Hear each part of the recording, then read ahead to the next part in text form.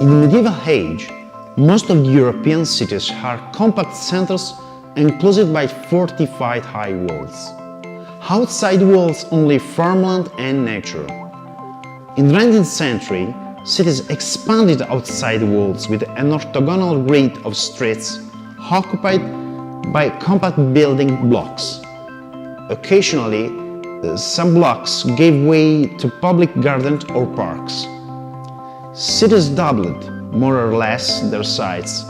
Streets became wide with a promiscuous traffic of pedestrians, carriages and few cars.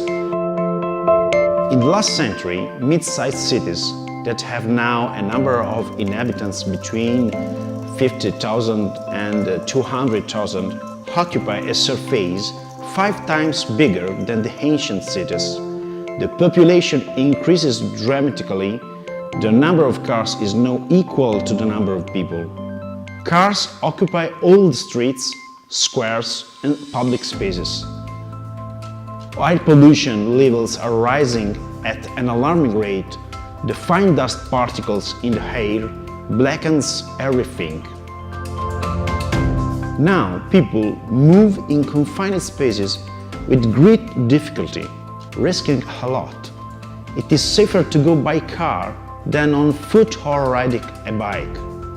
Today, we are moving to the concepts of smart city, sustainable mobility, renewable sources, but most of mid-sized cities lack financial resources, suitable administrative structure and expertise to realize all of these dreams. In addition, often, there is a not cultural background to do so. So, how can a mid-sized city implement a change? Recently, I was appointed to be a city councillor of city planning policies in a mid-sized city in south of Italy, Bitonto, in the region of Apulia, a city of 60,000 inhabitants and more than 50,000 vehicles. At the moment, just the whole town is a limited traffic zone. This means that streets, squares, intersections and almost all the public spaces are mainly used for vehicle traffic and parking. How do we change a city? How do we really change our route? How can we guarantee a constant change over the time? A city will change if taken actions over the time will be compliant with a strategy. There is a strategy if there is a sustainable urban mobility plan. However, a plan and a strategy are possible if citizens understand, want and accept it.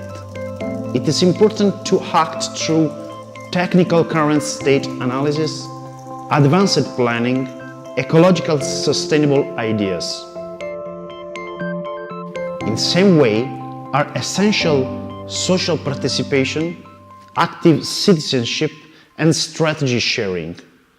We founded Urban Center in Bitonto and we enlightened the process using technology and participation. È come un treno in corsa, bisogna prenderlo al volo. È un'occasione di incontro tra l'amministrazione e per la prima volta direi la volontà e le esperienze dei singoli cittadini. La bellezza di questo progetto, di questa iniziativa è che sicuramente è un qualcosa aperta a non soltanto figure tecniche, ingegneri, architetti. Fisicamente è un ufficio, dal punto di vista ideale è quel luogo in cui la città è contenuta e quindi sono espressi tutti i desideri e i bisogni della popolazione di cittadini. Essenzialmente lo Urban Center comunque è un confronto. Si lavora tutti insieme, o meglio si lavora attraverso la partecipazione. L'Urban Center contiene al suo interno non solo tecnici. Si analizzano tutte le problematiche della città. Dal punto di vista morfologico fino a quello di tipo appunto sociale. Le cose che si vorrebbero cambiare o gli obiettivi che i cittadini hanno e si studiano questi obiettivi affinché si arrivi ad una soluzione che sia poi la nuova idea di città.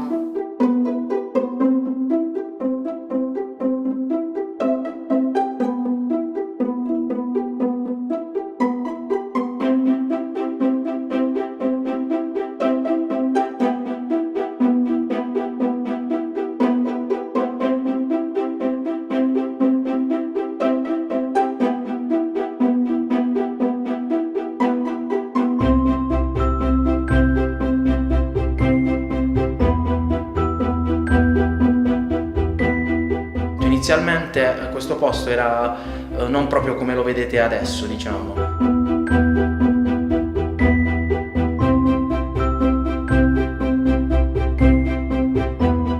Insieme ai miei colleghi e amici abbiamo quindi ricostruito un po', diciamo, questo posto a partire dalle cose più semplici, quali ad esempio il colore delle porte.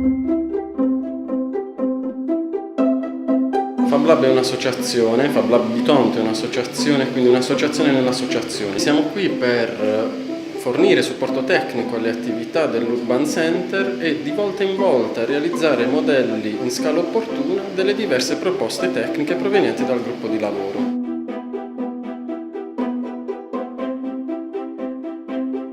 La cosa che mi piace di più del frequentare questo Urban Center è quello di condividere con il resto dei partecipanti sogni, speranze e desideri. È bello proprio l'incontro e anche lo scambio di idee che poi c'è tra di noi. Mi piace molto questo nuovo modo di pensare la città e diciamo, il modo di attivarci nei confronti della progettazione anche della città.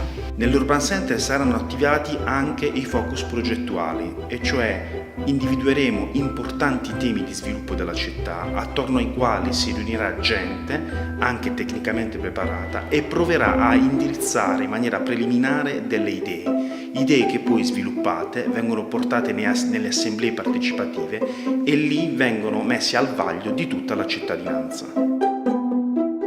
Il mondo del domani deve essere sostenibile perché nella definizione stessa della sostenibilità c'è appunto l'intenzione, la volontà di consegnare il mondo alle generazioni future così come l'abbiamo ricevuto noi, se non migliore. È sicuramente un'incognita, una sfida. Il futuro è un punto di arrivo, ma è anche un punto di partenza. I giovani professionisti possono avere delle idee innovative. Innanzitutto abbiamo un fine comune che è quello della città. Ogni uomo ha bisogno di confrontarsi con chi ha esperienze differenti dalle sue, che possono comunque arricchire o mettere in discussione le sue convinzioni. Per me il futuro è l'Urban Center, perché penso che solamente grazie a iniziative come queste potremo avere un futuro sicuramente migliore e potremo lasciare una città sicuramente migliore di quella che ci è stata lasciata precedentemente.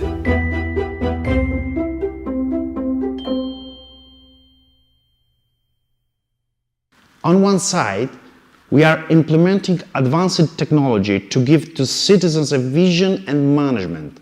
On the other, we help citizens understand the benefits of a strategy and really comprehend the need for sacrifices. Through urban co-working and co-design applied in resolution of main urban pollution problems, working on main factors that affect it.